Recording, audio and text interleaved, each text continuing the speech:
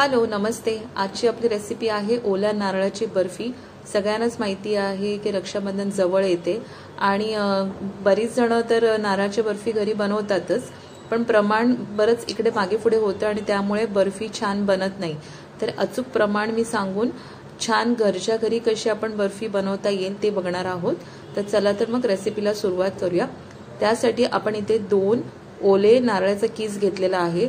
नारळ नेहमी बाजारातून आणताना शक्यतो व्यवस्थित बघून आणायचा, कारण बर्फी तेव्हा छान बनते जेव्हा नारळ गोड असेल आणि सुका असेल। तर अशा पद्धतीने आपण 2 नारळाचा कीस घेतलेला आहे, पाव किलो गूळ घेतलेला आहे आणि अर्धी वाटी तूप घेतलेला आहे। तर सर्वात प्रथम आपण 2 ते 3 चमचे तूप घेतलेला आहे।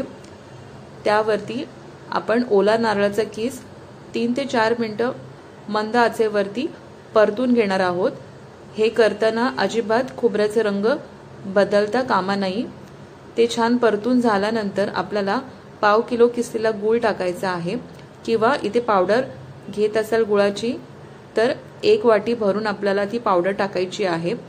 शेवटी तुमच्या आवडीप्रमाणे किती गोड खातात त्याप्रमाणे तुम्ही इथे प्रमाण कमी जास्त करू शकता। ज्या रंगाचा गूळ असतो त्या रंगाचीच वडी होते। लो टू मीडियम फ्लेम वरती आपण हा गूळ छान वितळून घ्यायचा आहे, घाई अजिबात करायची नाही आहे।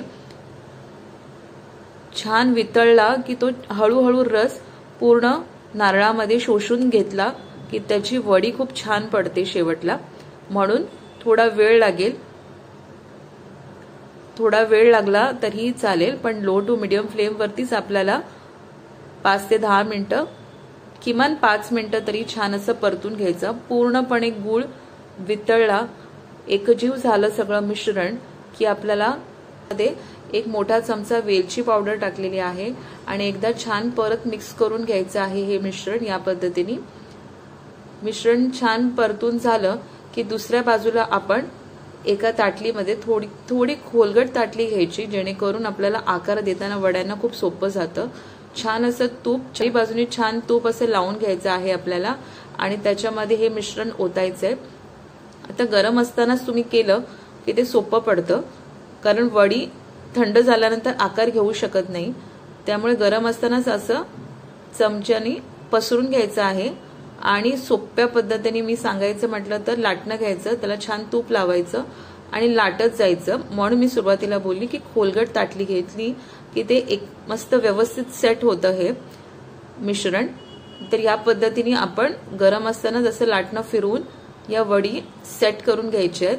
थोडंसं दाबून घेतलं की भरपूर असं मी बदामचे तुकडे घेतलेले आहेत काप करून, ते टाकून चारी बाजूनी लाटणं फिरवायचं, जेणेकरून छान ते सेट होतात आणि अजिबात ते कापताना कापं निघत नाहीत। काजूची किंवा ड्रायफ्रुट्स कोणती टाकत असाल तर या पद्धतीने दाब देऊन देऊन आपल्याला हे पूर्ण सेट करून घ्यायचं। या पद्धतीने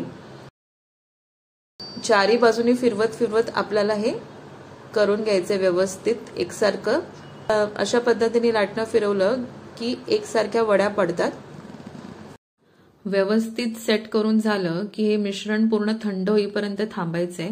थंड झालं की हे बऱ्यापैकी कडक होतात आणि सेट होतात। सेट झाल्यानंतर आवडीप्रमाणे आपल्याला या बर्फीला आकार द्यायचा आहे। आणि काय होतं माहितीये की गूळ जर क्वालिटी कशी आहे त्याप्रमाणे, जर गुळाची क्वालिटी ओके असेल ना तर मग ते चांगल्या बनतात। जर गूळ कडक असेल तर बर्फी पण कापताना थोडा त्रास होतो। त्यामुळे त्या पद्धतीने थोडं कोमट असेल तर तुम्ही हलक्या हाताने बर्फी पाडू शकतात। तर ह्या पद्धतीने छान बनतात आणि 5 ते 8 दिवस सहज राहतात। तर करून पहा